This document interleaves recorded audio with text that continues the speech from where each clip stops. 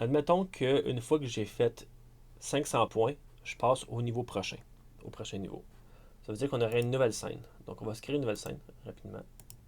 En fait, ce qu'on va faire, c'est qu'on va copier celle-là. Ça va être un peu plus simple. On va la copier. On va juste changer une coupe de trucs. On va enlever ça. Peut-être que dans la scène. Peut-être dans la scène 2, on rajoute les nouveaux monstres. Dans la scène 1, on aurait ça. On aurait. Oups, je me suis trompé. Ok, peut-être que dans la scène 1, on a 5 méchants verts. Dans la scène 2, on a 3 méchants verts. Ou ben on a. Ouais. Oups. 3 méchants verts, un méchant rouge, un méchant jaune. Donc on voit que c'est un petit peu plus difficile. Là, ce qu'on va faire, c'est pour passer d'une scène à l'autre, il faut qu'on aille dans les Event 1, qui est associé à la scène 1. On peut voir ici que si on clique sur scène 1, on a feuille d'événement Event 1. Si on clique sur scène 2, on voit qu'on a encore Event 1. Pas idéal, on peut l'utiliser comme ça. Par contre, je pense que pour l'exemple que je veux faire, on va se créer une nouvelle feuille d'événement.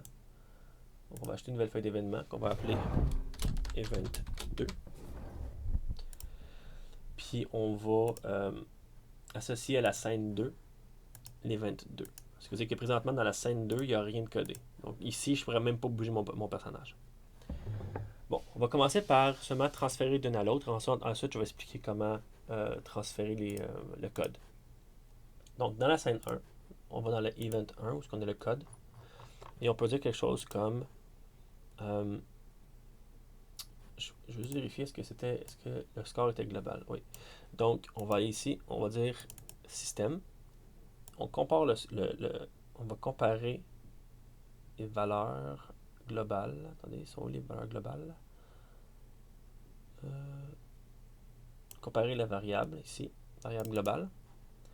On va dire si le score est plus grand ou égal à 500. Donc si j'ai fait 500 points, laissez-moi recommencer ça. J'ai appuyé sur le bouton.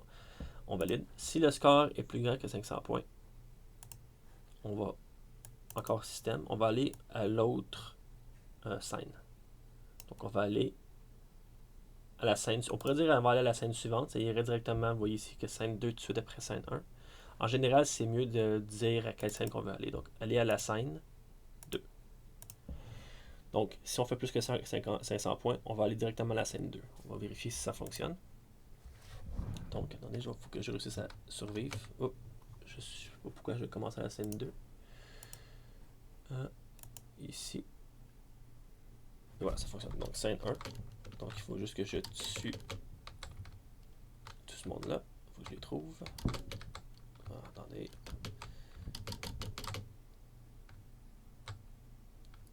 Où est-ce qu'ils sont? J'aurais peut-être dû faire ça plus facile encore pour le test.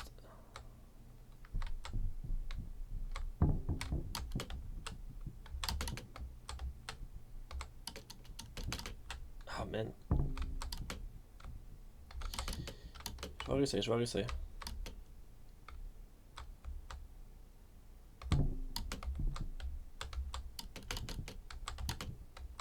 Ok, il en reste un. Ok, dès que je le tue, voilà, j'étais à la scène 2. Vous voyez qu'à la scène 2, il se dirige tout vers la droite par défaut. Ici, j'avais dit que je ne pourrais pas bouger, mais c'est pas vrai parce que les contrôles de direction, par défaut, les flèches fonctionnent. Je ne sais pas si vous vous rappelez. Donc, par défaut, les flèches fonctionnent, mais je ne peux pas tirer. Puis, vous voyez que par défaut, les bullets, les projectiles, ils vont toujours vers la droite. Donc, il se passe quand même quelque chose, mais c'est pas ce qu'on veut. Donc, on va... vous voyez que même si je le retouche, je meurs pas. Si je touche aux astéroïdes, je meurs pas. Donc, c'est quelque chose qu'on va vouloir coder, en fait, de transférer le code du premier niveau au deuxième. Et on va faire ça en incluant les feuilles d'événements. Je vais expliquer ça dans la prochaine vidéo.